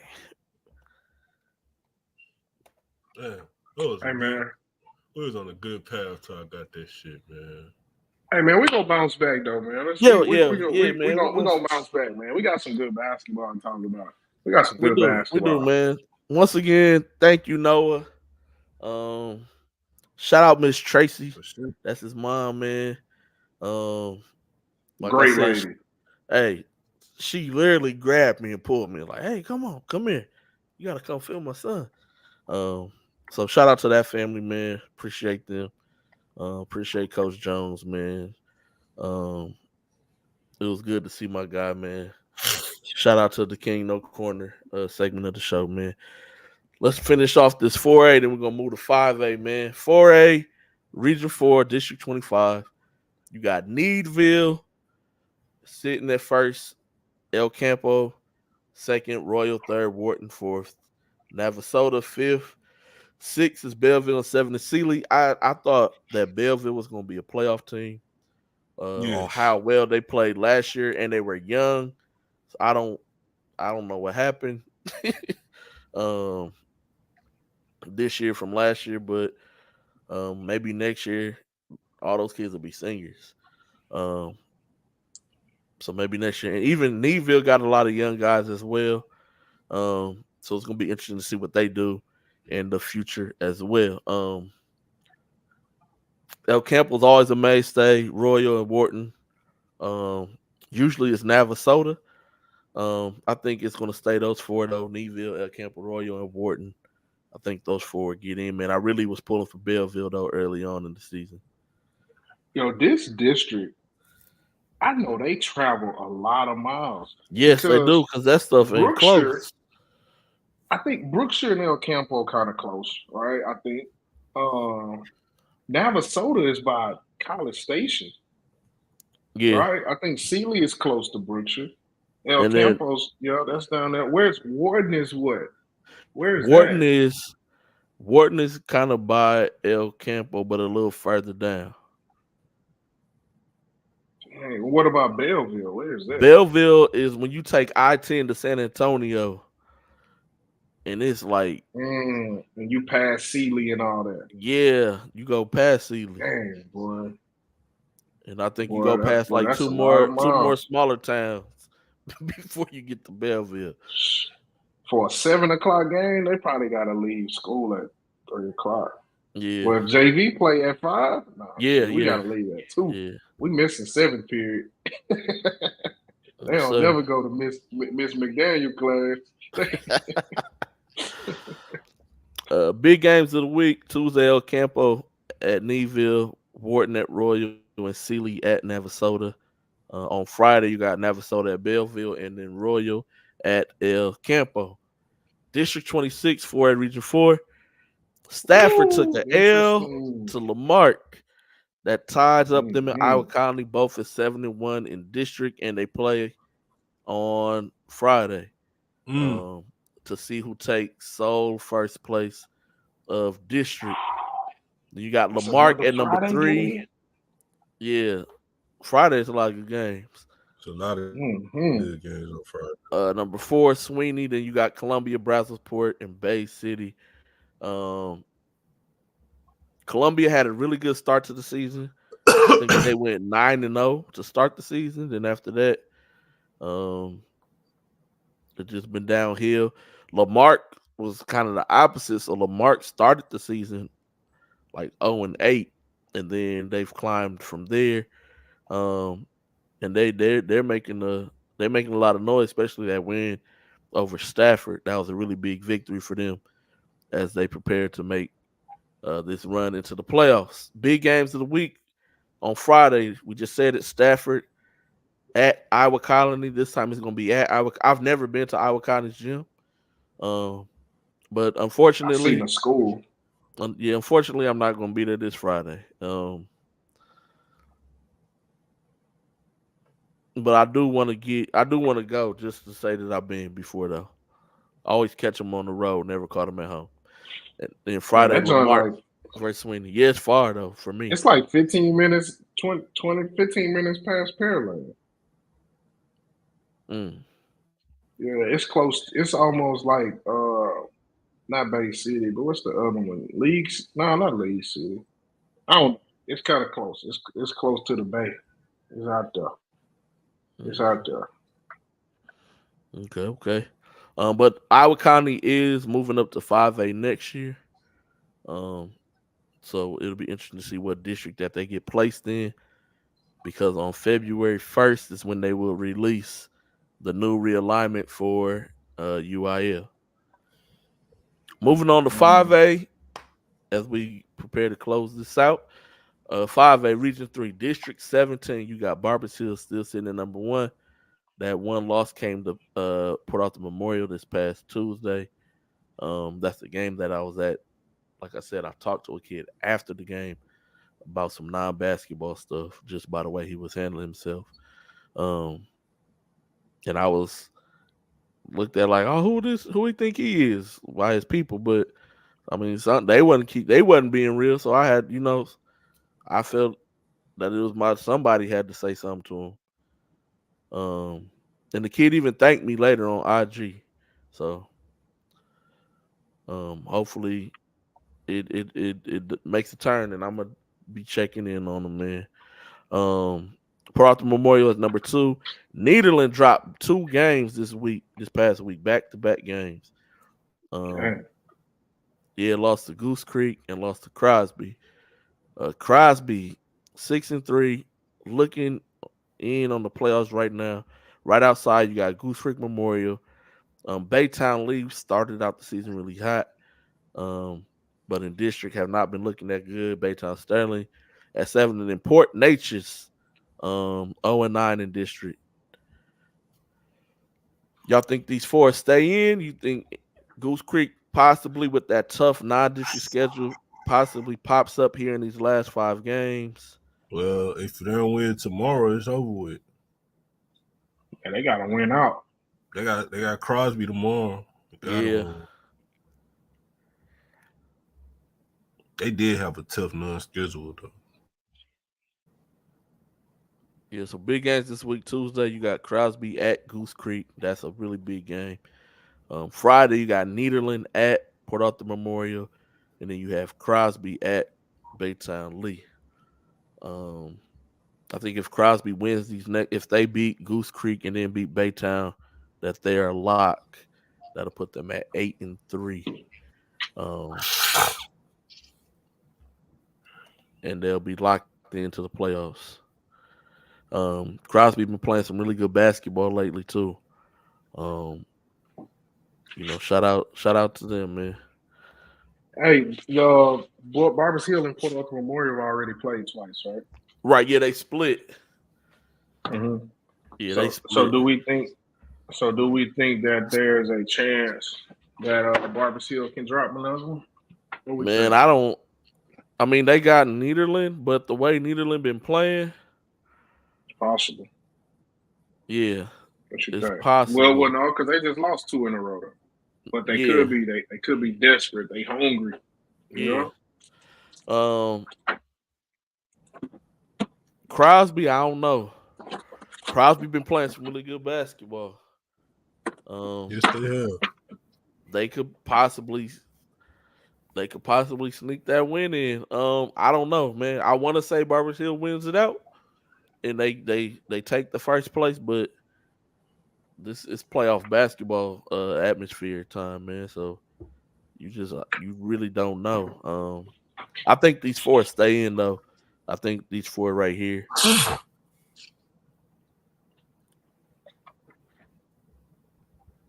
Barbers Hill's first round matchup is what district? Who they got? If they first place, they play 4th and what? So, segue right into the next one. They play 4th in District 18. Look at that. So District 18, first place, Galveston Ball. Second place, Friendswood. Third is Manville. 4th is LaPorte, followed by Texas City, Angleton, and Santa Fe. This is the playoffs. This is locked. It is what it is. Yeah, it's mathematically eliminated. Yeah. Wait. Hold on, wait a second. Texas City is 2 and 6. Yes. All right, dog. Go on, bro. Yeah. That's crazy. So Barbers Hill, if the playoffs started today, Barbers Hill gets LaPorte. Port Arthur Memorial gets Mansville. Nederland will get Friendswood, and Crosby will have Galveston Ball. Some tough first round matchups. Yeah, those are some good first round matchups for 5A. Manville, honestly, after watching them before the break, before district, I wouldn't have thought that. Well, I guess I didn't see the other district, but I mean, the other teams in the district, but they didn't look good. You know, and for them to Yeah, be 5-2 in district is really telling of how much I guess they've gotten better, they've gelled, they've done some good stuff. So they were a little rocky in those preseason those pre-district games. yes, they were. Big games this week. Tuesday, LaPorte at Manville. Um, they could be potentially playing for that third and fourth spot. And then Friday, Manville and Galveston Ball. Um, so if Manville want to keep climbing, possibly up, they gotta take care of business these next two games. These next two games ain't gonna be easy for them.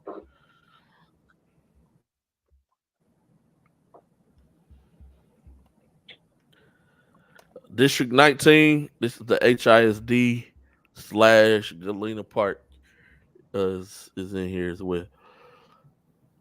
Madison first place, Sterling second, Wall Trip is in third, Galena Park is in fourth, followed by Austin, Northside, Milby, and Sharpstown and Wisdom. I've Galena never seen Park Wall is in Trip this make the playoffs district. since I've been here. Waltrip, they make the playoffs almost every year. Oh No, they no, don't, I'm bro. lying. Because remember it was Yeah, for the yeah, yeah. I'm lying. longest. I'm lying. I'm It lying. was Madison, Sharpstown, Northside, and I'm lying. Austin. Austin, yeah. Then Milby made it last year. Yeah, Hold on. When did Galena Park get in this district? Last year or this year? the year before. So when they did the realignment, Yeah. so they've been there for 2 Thomas years. Walker, Galena Park? That's the same? Oh, no, I'm thinking Like- Deer Park. That's Deer Park. Oh, Where I the didn't hell know is that. Galena Park at? I didn't know that was a playoff game. Galena Park is North Shore. Yeah. Channel View. I don't think I've ever heard of Galena Park High School though. They're in the same district as North Shore, like school district. Yeah. I know that, but I never heard of the high school. I'm tripping. That's crazy. So Well, shout out to them making the playoffs. So this is what I know. So if North Shore didn't have open enrollment, so Galena Park does too. But if North Shore didn't have open enrollment, then those kids will be half and half. So a lot of the kids who should be going to Galena Park, they go to North Shore because of the football. Okay. So y'all told me Northside ain't win a game since Ron Holmes left. Man, they've been winning this year. Oh, they ain't won no football.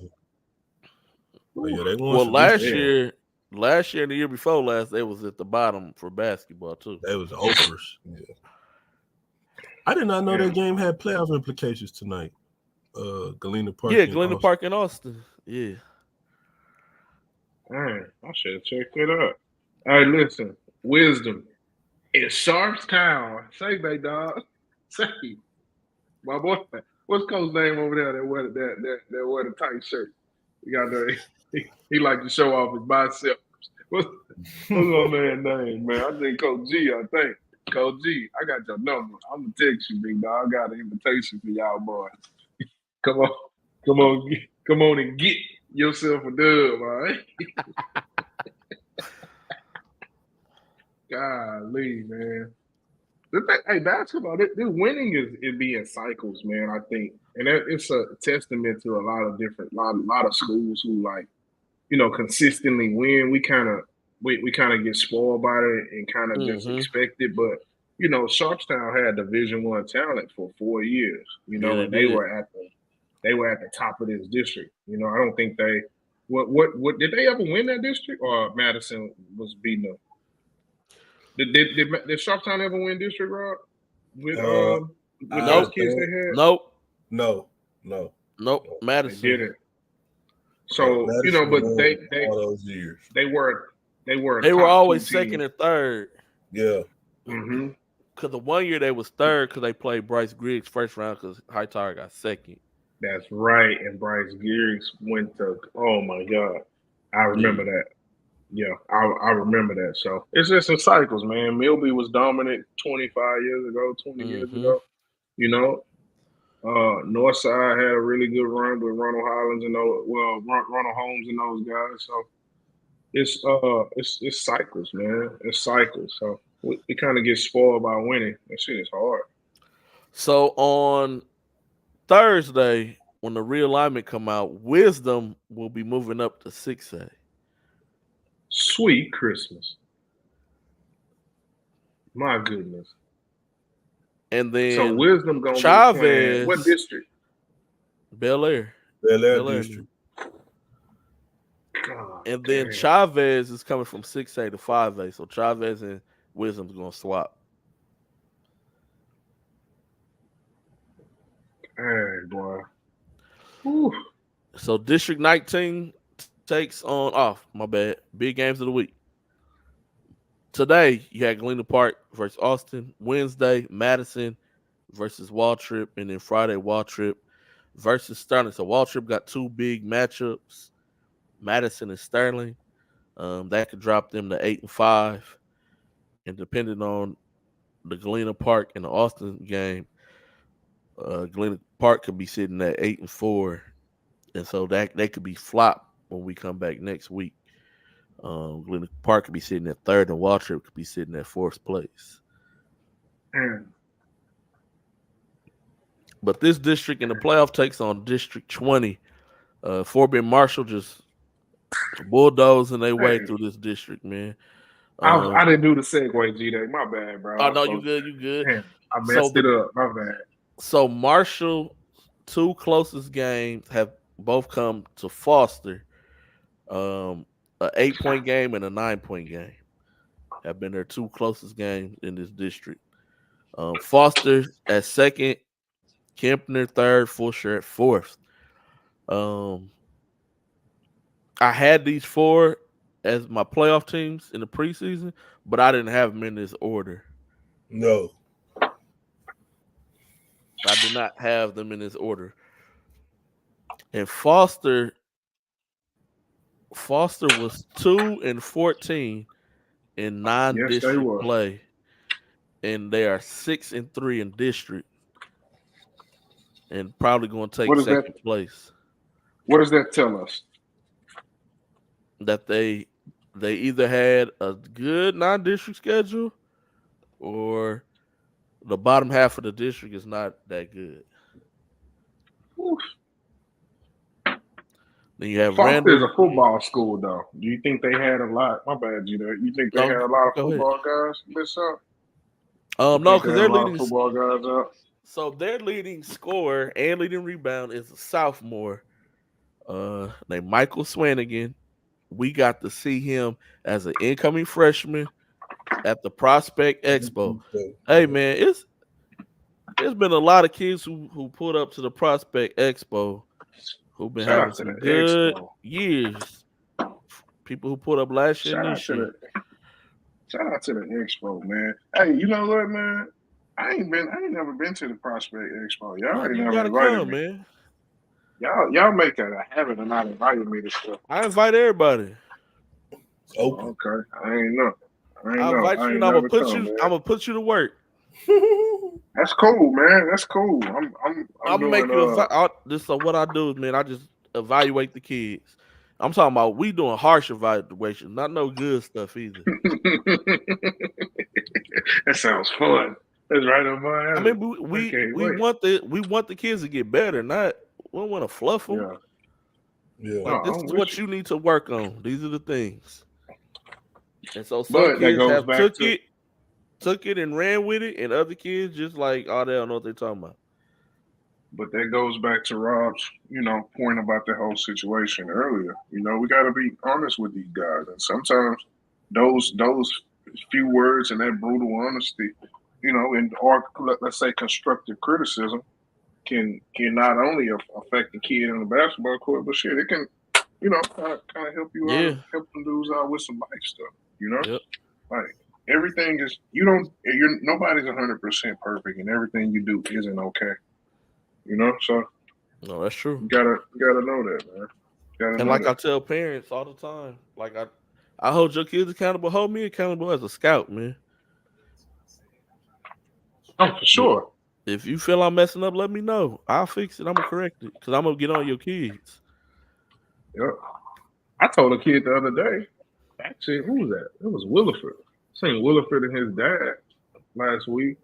I told him, I said, man, you know what? You've been playing better because you've been playing with better pace. And I honestly, I didn't think he was that good. I told him, I was like, bro, you didn't play hard. I didn't think he was good. You know? Yep. I don't know them dudes. I don't know them people. You know, so who knows? He might take that and get better. Or he might not. He might just hate me forever. Who cares? Hey, well, hopefully he take it and get better. Big games of the week in District 20. On Tuesday, you got Kempner at Foster. Last time Foster won this game. And then Friday, you got Kempner at Fulshire. So Kempner has two really big games back to back this week. Let's see how the Cougars do, man.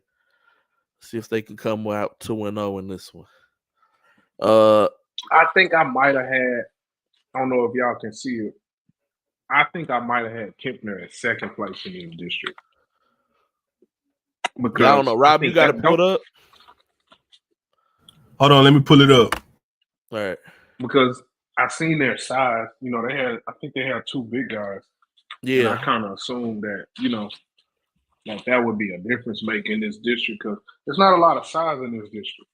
It's not. You know, Marshall has the football guy, and that's a big ass football player too. That is a big kid. That's a tall ass football player. But I know Fulshire has the tall young guy, but he's more of a perimeter guy. You know, I didn't know anything about Foster's roster, so D King, you had Marshall, Fulshire, Kempner, and Foster. Okay. Who'd I have, Rob? You had Marshall, Fulshire, Kempner, Foster, but not in the order that it's in right now. Dang. I don't think nobody got the order right. Nope. But we all got the four playoff teams right. Doug had Marshall, Fulshire, Kempner, Foster. Yeah, we all had the playoff teams, but everybody had Fulshire either 1 or 2. Hey, Sound man. like Fulshire has let us down, but it's a 3-way tie. It looks like it is. It is a 3-way tie right now. So we weren't too far off. It's a 3-way tie right now. Hey, man, we've been pretty spot on so far, man, with these picks, man. It's true. Saying y'all might want to start listening to us just a little bit, man. You might want to start listening to us, man. We need to open a sports book. High school bet. Hey, that's crazy, man. That's crazy. I had a thought about that earlier today about making up a March Madness bracket UIL and making people pay to play. That's crazy. But then I don't want to get nobody in trouble, man. I don't want no players trying to bet on themselves, man, like Butte, man. Oh Lord. Oh Lord. Oh shoot. Last and final 5A District 21. This district is interesting, man. You got A&M Consolidated number 1, Lake Creek at number 2, College Station at number 3, Rudder at 4, Brenham at 5, Montgomery at 6, Magnolia at 7, and Mag West is at 8. Mag West is out of the playoff picture, but that 3 through 7 that could shake up. With these 5, everybody got 5 games left. And they just been beating up on each other in this district. Like so far, almost everybody has split with each other. So, damn, Brenham not even in the playoffs right now. Man, hey man, Brenham, come on, Brenham, Coach Kobe, man, I need y'all in. Hey, Brenham, hey, that's crazy to win 20 games on a season and not make the playoffs. They're gonna make it. Yeah, they'll make it. You think so? Yeah. Yeah, I think I'm pulling for him, man. Rudder got a kid who's a junior, I think. He's a wide receiver. Like he had he played like 3 positions. He had like 1,500 all-purpose yards. something like that, something crazy. Yo, he built like a tank. I seen them at the New Caney tournament earlier this year. Okay. Crazy bounce. Yeah. Well, Can't Rudder remember made his it to name, regionals last year. Really? Yeah. Mm-hmm. They had a kid named KJ Holmes, man. Stupid athletic. Another football kid, like how you talking about, he was a senior last year. That could jump out the gym. Like I think he went to Tulsa play football. So big games this week, man. Every game is pretty much a big game in this district. You got Brenham at Montgomery. Montgomery just beat Lake Creek and College Station. So Montgomery just had two. Montgomery was at 2-5. They just beat two really good teams, put themselves back in the race. So Brenham got a tough one with Montgomery. A&M Consolidated got Rudder, another tough game. Magnolia at Lake Creek. Magnolia just came off a big win as well. So see if Lake Creek can take care of business at home. Then on Friday, you got College Station at Rudder. You got Montgomery at Magnolia. Then you got Lake Creek at A&M Consolidated, potentially for first place in the district. If Lake Creek can beat Consolidated, that'll give them 2-0 on Consolidated, and even if they tie, Lake Creek will get district champs. Bro, there's a lot can happen. It is, and this district, I didn't put it up there, but this district plays District 22 5A.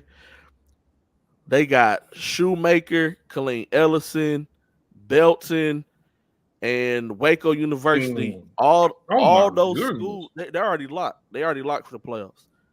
And every school has over 24 wins. Crazy. Yo, I did not know I was back on the screen all these. This is crazy. What Jacoby That's talking crazy. about, man? What is he talking about? You got a kid going over 13 points and he ends up with 2 points. Oh, you talking about you can't coach. a high school books, the high school book. Oh, yeah. Okay. Hey, that'll be crazy, right? I'll be pissed. I'll go at him on Twitter. What was you thinking? You're a bum. You know, I thought about doing that, man. I don't know. I wonder how much trouble I'll get in. A whole lot. We'll definitely be in trouble. You ain't got a question. Yeah, no, I'm gonna try to do a free one then, man. Try to do a free one. A whole one. lot of trouble. Well, Texas got 21 points on U of H in the first half. 2 minutes left. 31-21. Hey. So they doing better than they're doing about 4 points better than other people. Yeah, you're right, Jacoby. You'll have parents talking about, man, I'm meeting this kid in the parking lot after the game, man. Had you had a plus. Can you cover the spread, man? All he had to do was score 10 points. That's crazy. But yeah, man. We out and about all week. Y'all gonna see us in the gym somewhere. January is over. Tomorrow's the 30th, and then Wednesday's the 31st. Then Thursday, February 1st. Thursday, UIL drops their realignment. Excited to see what that's gonna look like. TAPS put out their realignment. I did a little article on that. Interesting thing in TAPS, a lot of them are gonna play 3 district games now. Huh? Like play the same team 3 times? Yes, sir. In district play. There shouldn't, to me, just my personal opinion, there should just be like a letter system in TAPS, if that make any sense. It should just be like A, B, and C, because you have teams like St. Francis Episcopal, right, who can compete with 6A tap schools, 5A tap schools, 4A tap schools, right? St. Thomas Episcopal can compete with, 6A, 4A, 5A. Right, yeah. But then you have schools like Versailles and like Audi in different schools. Well, Audi is SPC now, I think. But, like you have Alpha and Omega and these different schools, Conroe, whatever, Covenant and all those schools who are 4A, sometimes 5A schools. They aren't like, I think it just should be a letter system that's sort of based on your athletics, for taps. Because I agree. It's just spread out too thin. Like next year's district, I know when Aiden Law told me that Westbury, STE, and St. Francis are all going to be in the same district next year. Yep. But it's going to be what 4 or 3 other teams in that district that are not going to have a chance in hell. So why don't Second Baptist, St. Francis Episcopal, like all of those schools right there, why don't they should all be in the same district? Fort Bend Christian should be in there, with those guys, I think. Then you can probably have like Class A with the Dallas with Parrish and all those other ones. Like that's crazy. Some schools they don't care. I agree with you on that. I always wondered that, like even with UIL, because I know back home. So like even though it's still by population, so like if you're a team who wins state like 3 years in a row, you get bumped up automatically. Like you can't stay in the same class because evidently you're too good. Or there's teams like a Scarborough who don't win, so we're bumping you down because evidently you can't compete in this class. And so I always wonder why they didn't kind of use that system here. Per se. At least especially for private schools. I feel like that should definitely be the private school motto. It should definitely go by that. It'll make things more interesting. It'll keep things more even. Like I think it'll start. It'll kind of put more fire under the athletic departments and stuff like that. The ADs and stuff. Like I think it should. And maybe that's why they don't, because people don't want that type of, that type of pressure and type of expectation to really win. No, that's true. But if we did, that'll be good. Like that'll be a good district though. Like St. Francis, Second Baptist, the Woodlands. You put a Fort Bend in there. You could throw in St. Thomas. Concordia when they be good. Like you put all these really good teams. Those are some really good matchups. Like game in and game out. Because Concordia Lutheran, Woodlands Christian, I think Second Baptist has a lot, like they're really good at football. Those type of teams, St. Pius, like those guys could be. That's a Class A, type program. Yeah. And now they got the San Antonio kids in the district with the Houston kids. That's crazy. Well, next year they won't be though. Where are they gonna be? They're gonna be like the Austin schools or something? Nope, they're just gonna have their own because they moved up. TMI Episcopal moved from 5A to 6A. Somebody else moved from 5A to Cornerstone. 6A. Probably Cornerstone, yeah. And then it was like three 5A San Antonio teams moved up to 6A for next year. So now San Antonio got their own district for 6A, and the new 6A district here is going to be Concordia Lutheran, St. Pius, St. Thomas, St. John's 23 goes back to 6A. Like that's a school like you were talking about who should be moving down. They was 6A, moved down to 5A. They should be moving down to 4A. Like they should be down to 4A, keep dropping. And then the Village in St. Pius. So that's the new 6A. And then 5A, so like 5A, the Woodlands and Second Baptist not in the same district no more. So they split them apart. That's crazy. Yeah, that's crazy. But the whole thing with TAPS is that they try to make it an even playing field for everybody. That's what it is, because the school with little Johnny and Ted Cruz nephew and them, they want to feel. But for football, they don't like. So like UIL follows their football, like football, basketball, volleyball. Like that's all. That's your district. But like tap, so like I was on there because I did the article. Like for football, they don't have a district, whatever. It's called Division I football, and then there's certain teams. Division II football, For taps? yeah, and then there's certain teams. Division III football, and so on and so forth. So Yeah, it's that not like a makes sense. 6A, 5A, 4A. It's different, and even the same teams ain't in the same football division that they are for basketball. That's crazy. Yeah, but you know what? Westbury Christian do 6-man football. Yeah. You Some know, schools, so yeah.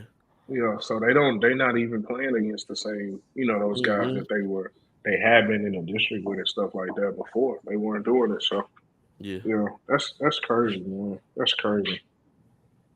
Mr. Jordan, Strake is a college preparatory academy. So they really don't fall under the guidelines of a Christian school. They could. And freshmen can't play varsity either. That's So straight. that's another reason why they in UIL too. But go ahead. They could Dallas they could Jesuit be either. they could be taps if they wanted to because of the name, the straight part. But also if you were like a college prep, you could be a UIL school. But in that case, you have to play 6A. So like straight by population should be a 4A school, honestly. 4A school. Yeah. So like they should be playing your Yates, Booker T's, like when they go to playoffs. They shouldn't be in the same. But it's district. also because they don't have girls in their school. It's right. boys It's just only. all boys. Yeah. So yeah. So what is that next to it? Saint Agnes. Yeah. Yeah. St. Agnes, they're usually really good in girls basketball Yeah, they too, are. and volleyball. So like if they were combined, I'm pretty sure their population would be good. They're on the same campus, which is still weird, but Yeah. if they were combined, they would be like a large population. I mean, yeah, they'll school. probably be a 6A if they was combined together. Cause like even Mickey Leland's an all boys school. It is? Yep. Yeah. I did not know that. Yep. And for the longest, they were 6A because they're considered to be a prep school in HISD, but HISD pushed the envelope of them being more of a charter prep, and so that allowed them to get bumped down to 4A, which is why Faith Family. But see, they learned that from Faith Family because Faith Family is a charter prep school. And so that's why Faith Family gets to play 4A basketball. So, like, if Legacy decided we're going to go UIL, they would be 4A.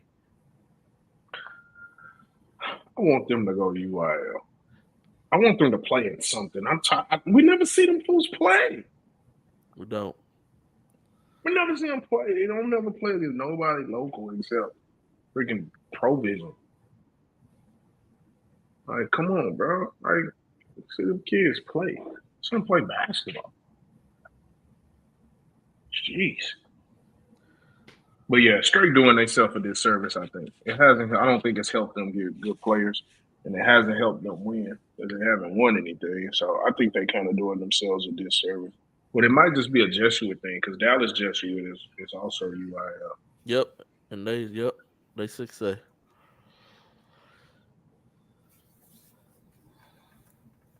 Yeah, man. So that's what we got for y'all today, man. Shout out to all 6A, 5A, 4A, 3A schools, all the TAPs, all the SPCs, your independents, everybody, man. Got a busy week this week. I'm going to 1, 2, 3, 4, 5 games. 5 games on my schedule for the week. Yeah.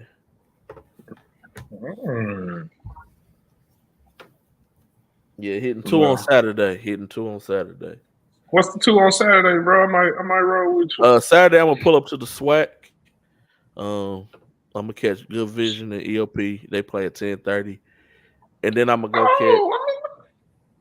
catch. Yeah, and then after that I'm gonna go catch my guy Nathan Kalanga because I told him I was gonna pull up on him. Strake plays A-Leaf Taylor at 1 p.m.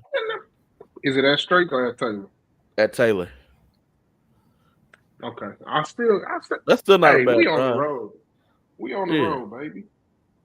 We on the road, dog. It's a lot of good games on Tuesday, Mr. Jordan. I don't have a top 5. That's why I didn't do it this week. Like the top games on deck, it was too many games to choose from because there's a lot of playoff implication games. Bro, you don't be realizing people use that. I know. They use that to know which games they're going to go to, bro. Come on, you are serving the streets. No, I know, and I usually pick pretty good games, and they end up being pretty good, man. I have been to some blowouts and some ugly games, and some bad basketball games as well this season. That just comes with it. Real quick before we get on, quick question: what's the best game y'all done been to this year? The best? I don't know. There's been a lot of good ones. Give me a good one, Rob. What you got? Not a good one. LaPorte South Houston was a great game. That was on the buzzer game. Dolby, y'all can watch that recap too, man. Boston Hard TV, man. Dolby and the Memorial was a good game. Houston Christian St. John's was a good game. Yeah, well, so was Episcopal St. John's too. I can't think of that team from Arlington that we seen hit the when Sam the kid hit the hook shot at Rick Nelson event. He hit the hook shot against Dawson. Oh yeah, Ryan. Then Ryan and Dawson was a low scoring good. Hey man, that dude was built like a bodybuilder. In that same event, C. King and St. Francis Episcopal was a good game. Yeah. Booker T and C. King at the Hoops Giving was a really good game. That was another good game. It was. Yeah, it was. That's dope. That's dope, man. Been some good basketball, man. It has been. Some real good basketball. I think this year's playoffs is gonna be epic, bro. I really do. I think it's gonna be some upsets, man. It's gonna be some upsets, bro. Because even when you look at those district races and the teams at the top 2, and really 6A and in 5A, like it's close. You know, it's close. Like we know Atascocita is really good. Clemens is undefeated, but like those are 4 teams. It's 4 really good teams in that region. You know who? Isn't it 4 teams who probably gonna go undefeated in district in that region with Bel Air? Bel Air, 7 Lakes. Bel Air, Atascocita, 7 Lakes, and Clements. Yeah. South Houston could possibly go undefeated in district. South Houston. Cy-Fair can go undefeated and win district. See what I'm saying? And it's some teams that they gonna meet up with each other in the second round of playoffs.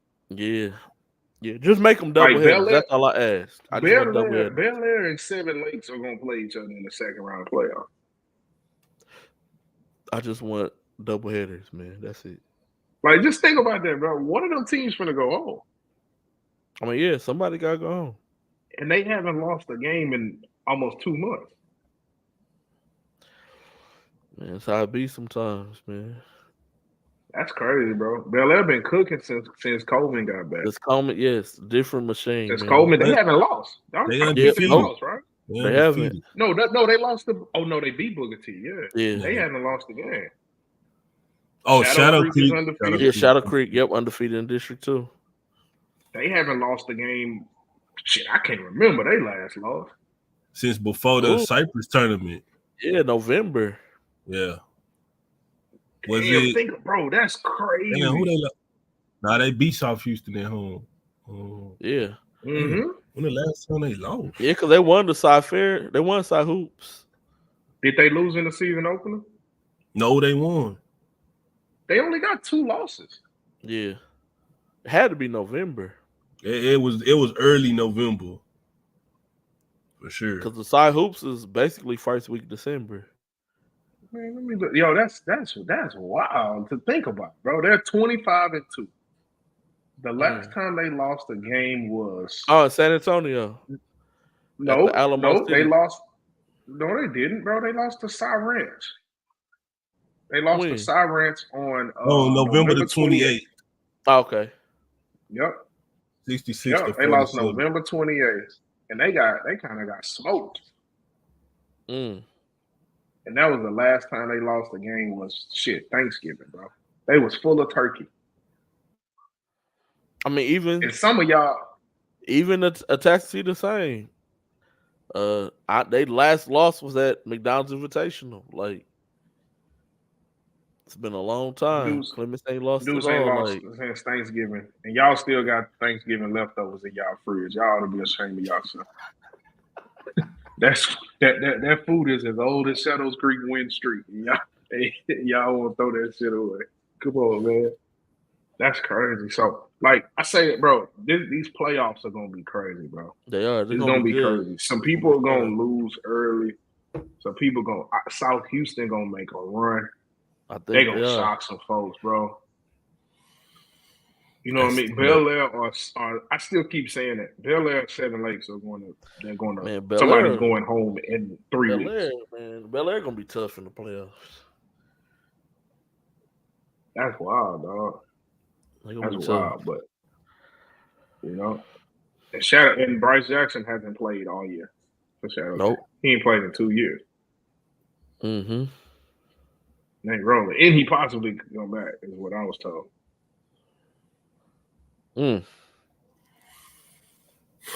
So it's wild, man. I can't wait. I'm looking forward to it, dog. Yep. I'm looking forward. So next week we'll have the district standings as well as playoff preview. We'll have playoff preview for y'all next week, man. Any final words before we go, fellas, man?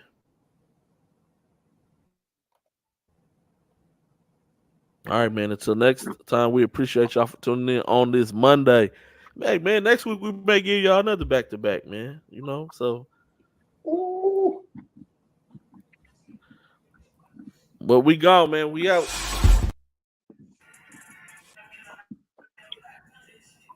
Why stop like that? Man, I almost about to eat my